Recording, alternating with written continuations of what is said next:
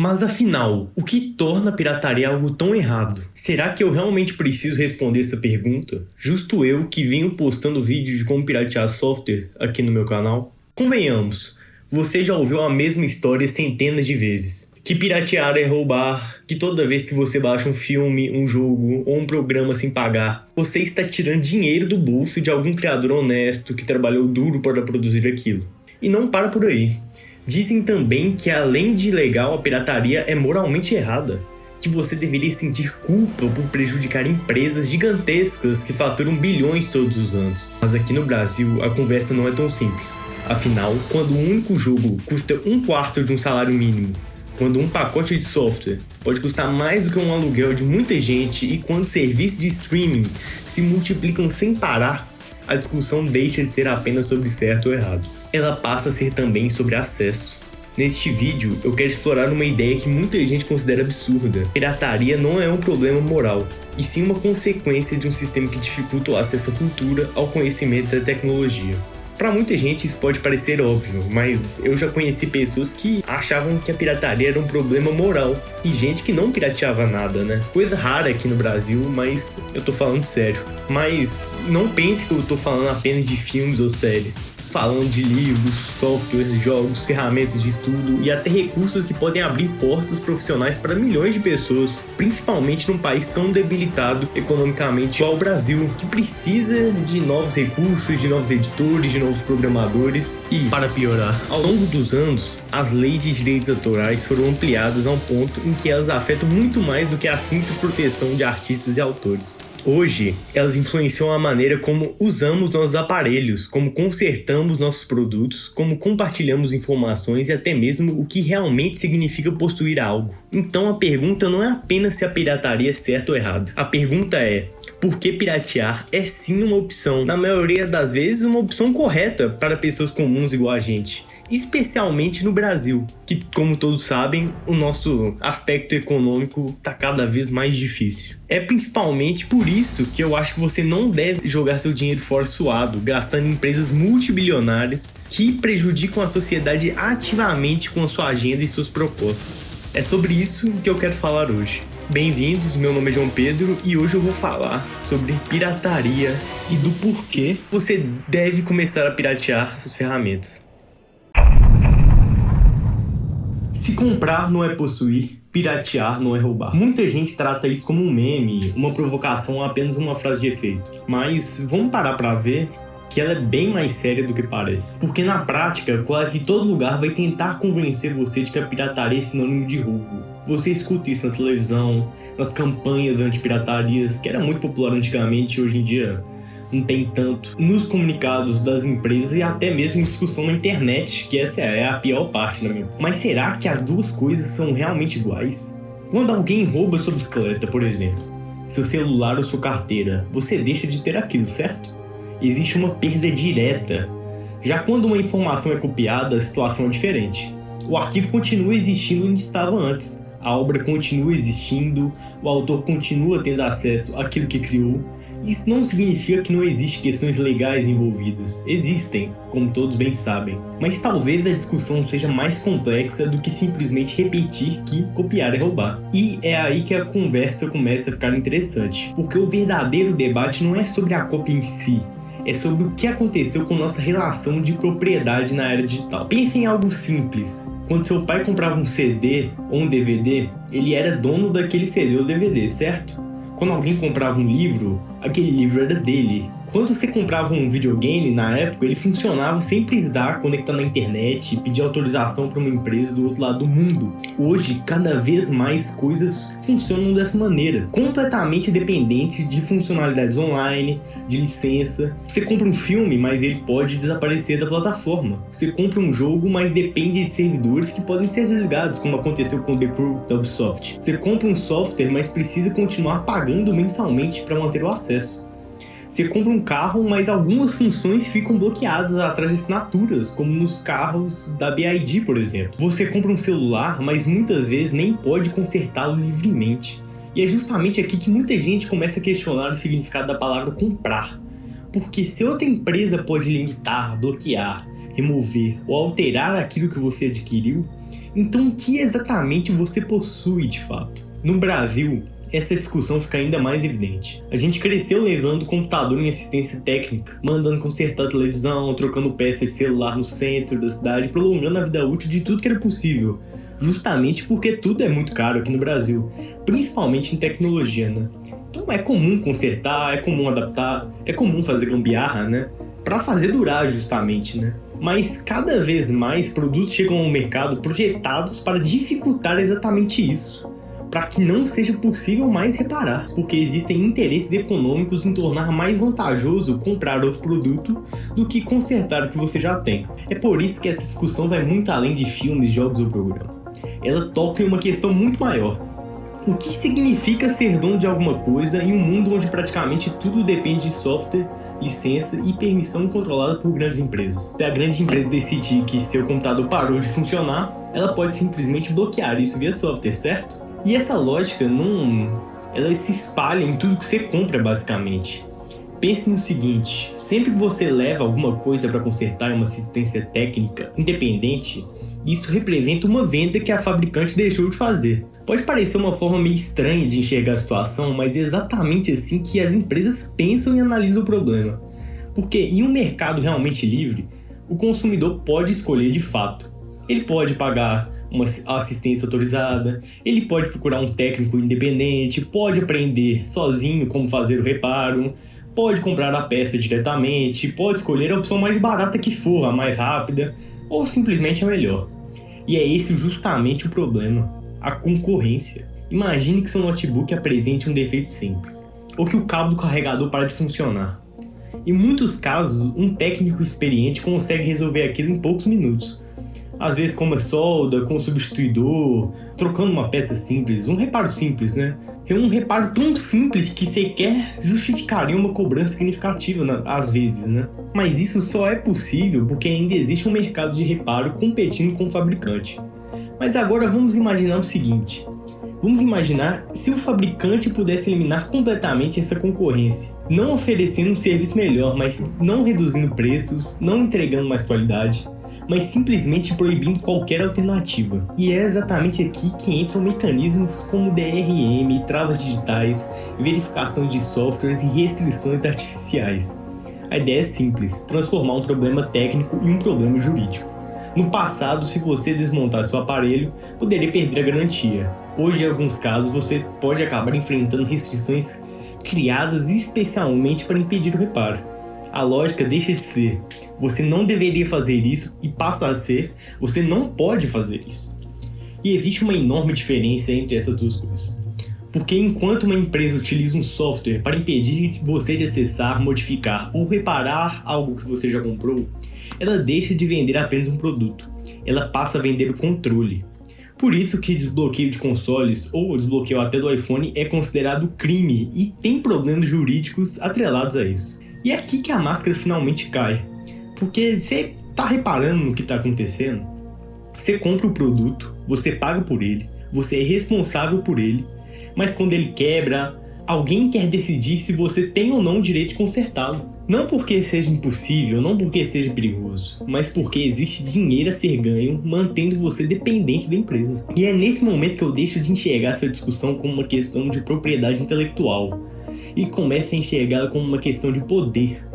Porque as mesmas corporações que defendem esse tipo de sistema, como a Nintendo, a Apple, raramente demonstram a mesma preocupação quando o assunto é exploração de trabalhadores, prática anticonsumidor, ou o poder político que exercem através de lobby e influência econômica, que é vasto. Na minha opinião, existe uma hipocrisia gigantesca na indústria em tentar ocupar a posição de autoridade moral enquanto se utiliza todo o peso financeiro disponível para ampliar o controle sobre você. Então somos convidados a acreditar que o verdadeiro problema ético é alguém tentando consertar o próprio aparelho. É alguém tentando reviver aquele PS Vita velho, tentando desbloqueá-lo. Ou alguém compartilhando informação, alguém copiando um arquivo. Não os bilhões gastos influenciando leis. Não a concentração absurda de poder econômico. Não os incentivos criados para tornar produtos descartáveis. Não, o problema supostamente é você e seu desbloqueio do 3DS, meu amigo. E eu simplesmente não compro essa narrativa. Lembra quando eu disse que praticamente todos os problemas modernos relacionados à propriedade digital parecem levar de volta as leis bizarras relacionadas a copyright? Pois é, o próximo exemplo parece exagerado à primeira vista, mas ele demonstra até onde essa lógica pode chegar, e os agricultores descobriram isso da pior forma possível. Hoje em dia, fabricantes de tratores se tornaram alguns dos maiores defensores desse modelo de controle, que hoje em dia é utilizado pela ampla maioria deles. Mas o caso mais famoso que a gente vai dar maior ênfase aqui é o caso envolvendo a John Deere, que é uma das maiores no setor. Por muitos anos, agricultores reclamaram que não podiam reparar livremente equipamentos pelos quais haviam pago centenas de milhares. Pense nisso por um segundo. Um fazendeiro compra um trator. O trator está na fazenda dele, o trator foi pago com o dinheiro dele.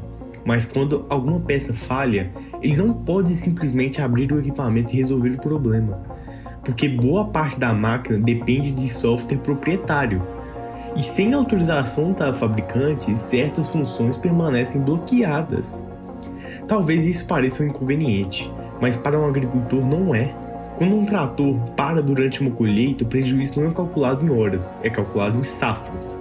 Uma tempestade pode destruir meses de trabalho, uma enchente pode arruinar a produção, uma janela de colheita perdida pode representar perdas gigantescas. Então, nessa situação, esperar dias pela assistência autorizada não é apenas irritante, é economicamente devastador para o fazendeiro. Por isso, muitos agricultores começaram a modificar os próprios equipamentos, para assim poder repará-los sem ter que pedir permissão para o software do fabricante. Não porque queriam piratear alguma coisa, não porque queriam distribuir software ilegal, mas porque precisavam colocar suas máquinas para funcionar. Mesmo assim, acabaram enfrentando ameaças legais, porque diferente de nós que somos meramente usuários, quando você trabalha com software ilegais ou com software desbloqueados, que é no caso dos tratores, você sofre ameaças legais constantes e pode perder ainda mais dinheiro devido a isso. Então, a mensagem enviada era extremamente clara. Se você tentar recuperar o controle sobre algo que você comprou, poderá ser tratado como um bandido. Pense no absurdo que é esta situação. Você não está roubando, você não está revendendo, você não está falsificando, você está tentando reparar um equipamento seu no menor tempo possível. Mesmo assim, a estrutura jurídica vai tentar te colocar na mesma categoria de alguém que violou licenças de software perigosíssimo. E a situação fica ainda mais surreal quando falamos de sementes. Sim, sementes. Em muitos lugares, agricultores não podem simplesmente guardar e reutilizar determinadas sementes comerciais devido à lei de copyright de sementes. Vocês sabem quão bizarro é isso? Dependendo do caso, as modificações obtidas por cruzamento entre sementes podem gerar disputas envolvendo propriedade intelectual de sementes. Em outras palavras, direitos exclusivos passaram a existir não apenas sobre programas de computadores, mas também sobre elementos fundamentais da produção agrícola, coisas reais. Se isso não parece bizarro para você, talvez valha a pena parar e pensar no quanto nos acostumamos com a ideia de que praticamente tudo pode ser transformado em propriedade controlada por grandes corporações. Mas talvez o exemplo mais próximo da realidade da maioria das pessoas seja a grande Apple, né? Mesmo quem nunca teve um iPhone, provavelmente já ouviu falar das discussões envolvendo direitos ao reparo. Durante anos, usuários relataram problemas relacionados à substituição de peças realizadas fora da rede autorizada. A justificativa oficial quase sempre envolvia a tal da segurança, qualidade ou confiabilidade. Mas muitos críticos, e eu também, argumentam que o verdadeiro incentivo era econômico. Porque quando se torna muito difícil reparar um aparelho, maior é a probabilidade de o consumidor comprar outro, não é mesmo? Quando se torna impossível, você tem que comprar a peça da China e às vezes não chega, tudo isso por dificuldade de suporte da Apple. E isso vale para celulares, para notebooks, vale para praticamente qualquer eletrônico moderno. Imagine quantos preços poderiam cair se qualquer oficina especializada pudesse competir livremente pelo serviço. Imagine quantos aparelhos deixariam de ser descartados. Imagine quantas pessoas poderiam continuar utilizando dispositivos perfeitamente funcionais por muitos anos, evitando assim desperdício e evitando assim o desperdício financeiro, né, da parte do usuário. Mas não, toda essa discussão de propriedade, reparo e controle ainda não representa o aspecto mais preocupante do copyright moderno. Na minha opinião, existe algo ainda mais perigoso: a capacidade de controlar o que pode ou não ser dito pelas pessoas. Porque quando falamos sobre censura, a maioria das pessoas imaginam governos envolvendo conteúdos ou tribunais emitindo decisões. Só que existe um atalho muito mais rápido: o copyright. Em muitos países, silenciar alguém através da justiça pode levar semanas, meses ou até anos. Aqui no Brasil, o processo judicial é extremamente lento e demorado. Mas uma denúncia automática de direitos autorais pode derrubar qualquer conteúdo em questão de minutos. Isso acontece todo dia, basicamente. Em plataformas digitais como o YouTube, boa parte das reivindicações é processada automaticamente pela Google, né? Não existe juiz, não existe investigação, não existe audiência. Existe apenas um sistema automatizado reagindo a denúncias. Uma IA, no caso, né? E isso cria uma ferramenta extremamente poderosa para quem deseja remover conteúdo da internet. Existem inúmeros exemplos espalhados pelo mundo e espalhados aqui no Brasil também.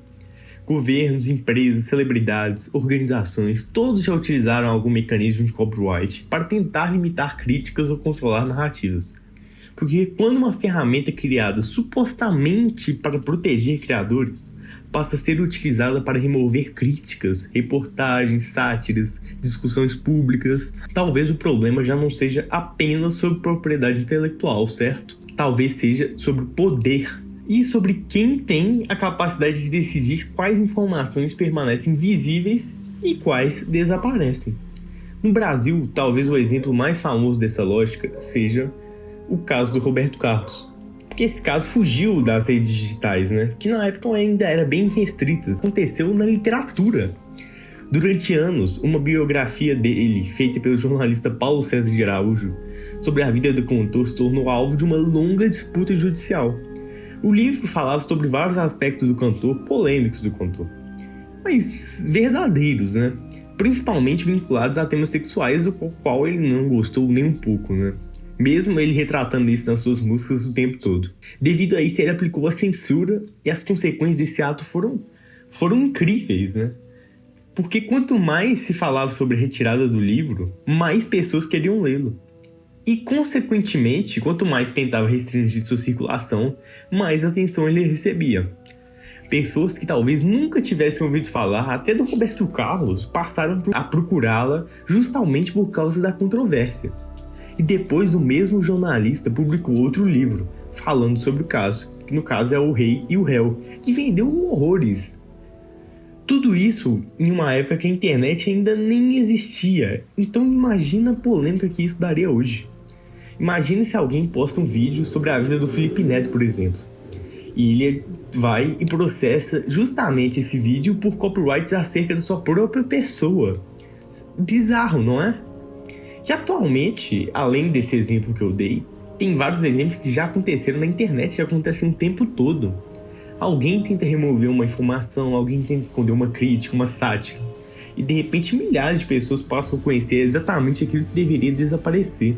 Mas justamente esse é um paradoxo da era digital. A tentativa de censurar frequentemente se transforma na maior campanha de divulgação possível, né? Tudo isso é um exemplo perfeito do chamado efeito Streisand, que é quando alguém tenta censurar uma informação e justamente acaba tornando essa informação ainda mais conhecida e famosa, tendo o efeito contrário, né? Queria a não divulgação e acabou tornando isso algo em divulgação em massa, né? Isso fica ainda mais evidente quando pensamos na cultura do cancelamento.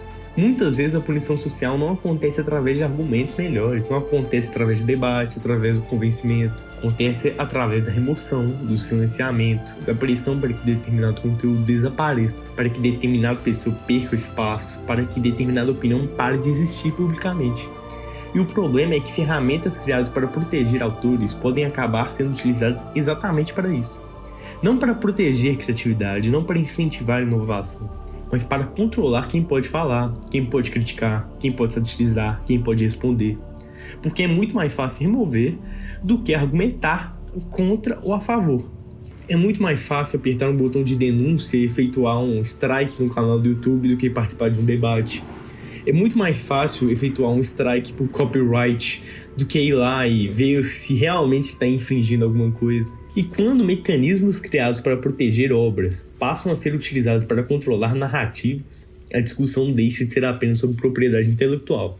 Ela passa novamente a ser sobre poder, sobre quem tem a capacidade de decidir o que permanece visível e o que desaparece. Esses são apenas alguns exemplos que vieram à minha mente durante a escrita desse roteiro, mas você pode encontrar exemplos documentados em organizações dedicadas à defesa dos direitos digitais, em arquivos públicos, em reportagem, até mesmo na Wikipédia, né? A questão é que quando mecanismos criados para proteger direitos autorais começam a ser usados para silenciar, criticar, remover sátiras ou controlar narrativas, o problema deixa de ser apenas copyright e passa a ser liberdade de expressão.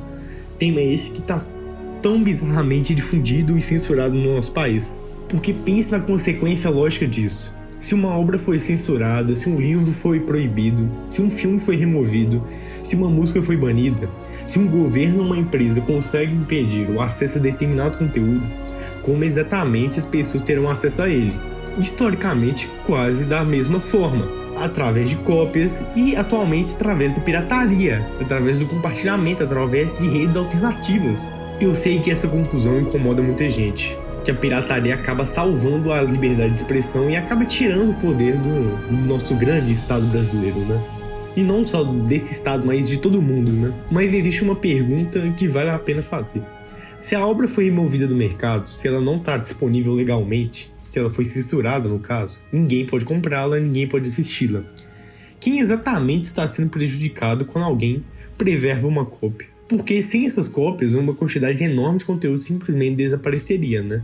Mas existe outro aspecto dessa discussão que raramente recebe a atenção que merece: privacidade. Uma das conclusões mais desconfortáveis de que cheguei acerca da privacidade é que muitas vezes os serviços oficiais sabem mais sobre você do que você imagina. O Google mesmo sabe a sua vida inteira, basicamente, né? O Facebook também. Então, quando você assina uma plataforma de streaming como a Netflix, a Disney Plus, você não está pagando apenas com dinheiro, você também está pagando com dados. Cada filme assistido, cada música, cada série abandonada, cada jogo iniciado, cada clique, cada pesquisa, cada hábito de consumo. Tudo isso é registrado, tudo isso é analisado justamente para traçar um perfil de comportamento seu. As empresas sabem do que você gosta, sabem do que você não gosta, quanto tempo você passa consumindo determinado conteúdo, seus horários, seus interesses, quais são seus padrões de comportamento. E boa parte dessas informações é extremamente valiosa. Afinal, dados são dinheiros. E através desses dados, se consegue manipular muita coisa acerca da sociedade e das pessoas, não é mesmo? Na teoria, essas informações existem para melhorar a experiência do usuário, com muitas aspas, né? Na prática, ninguém realmente sabe quantas empresas acabam tendo acesso a esses dados ao longo dos anos. Aquisições acontecem, empresas se fundem, parcerias acontecem, bancos de dados são compartilhados, vazados. Então a pergunta é simples: quando você utiliza uma plataforma oficial, quem realmente possui controle sobre as informações que você está fornecendo? Porque certamente não é você. Isso nos leva a um ponto interessante. Ao contrário do que muitas campanhas publicitárias sugerem, plataformas oficiais nem sempre significam mais privacidade. Em muitos casos, significam exatamente o contrário. Significou criar contas, fornecer e-mails, associar o seu número de telefone, às vezes até o CPF, vincular seu cartão de crédito, às vezes permitir até um rastreamentozinho, né? Você vai aceitar termos que ninguém lê, né? Quem lê a porra do termo de consumo? E aí você vai entregar essa quantidade gigantesca de dados, de informações da sua pessoa, em troca de acesso ao conteúdo. Se as empresas querem nossa confiança, elas deveriam conquistar. Se elas querem meu dinheiro, o seu dinheiro, elas deveriam competir pela nossa preferência. Mas enquanto modelos inteiros de negócio continuarem dependendo da coleta massiva de dados, muitas pessoas continuarão procurando alternativas. como eu, por exemplo. Agora, com tudo isso dito, eu preciso deixar uma coisa clara. Muitas pessoas continuarão procurando alternativas. Por exemplo, é muito mais seguro você usar um stream com um torrentio do que assinar a Netflix, né? E ter seus dados vazados para a Meta, para o Google, para a Amazon, para o governo dos Estados Unidos. Não sei mais quem tem acesso a esses dados, que vão ser utilizados contra você pelo Estado. Agora, com tudo isso dito, eu preciso deixar uma coisa clara. Apesar de todas as críticas que fiz até aqui, eu não acredito que a pirataria seja uma solução definitiva, e sim uma espécie de rebeldia, de rebelião, justamente contra essas práticas extremamente abusivas. Porque, na verdade, a pirataria é apenas um sintoma, né? Um sintoma de algo maior.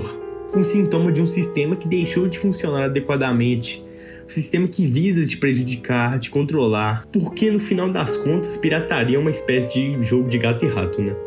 As empresas vão lá, criam novas restrições, usuários encontram novas formas de contorná-las, as leis são endurecidas, novas tecnologias aparecem e o ciclo continua, esse ciclo infernal.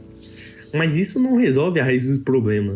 A verdadeira solução é reformar a forma como incorporamos o copyright moderno e como encaramos a privacidade de dados na internet.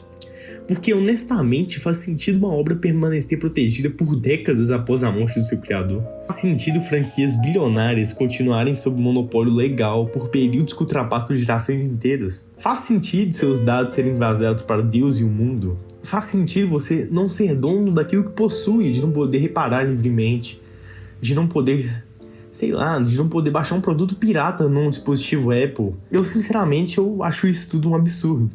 Em alguns momentos, uma sociedade precisa decidir se as leis existem para incentivar a criação ou para proteger monopólios, porque são coisas muito diferentes. E, na minha opinião, a gente basicamente só prioriza o segundo lado, o de construir monopólios eternos, de controlar a população e etc. Então, essa é a minha opinião. Eu quero que você continue pirateando justamente porque a pirataria é um jeito de mostrar para eles nossa insatisfação e é um jeito de você economizar dinheiro também.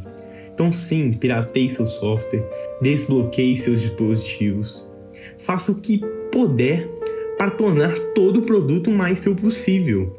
Tenha cópias daqueles produtos até mesmo que você comprou. Então, com isso, muito obrigado por ter visto o vídeo até aqui. Se você se interessou por esse tipo de conteúdo, eu realmente gostaria de ver você inscrito aqui no canal. Então é isso, valeu, falou, até a próxima.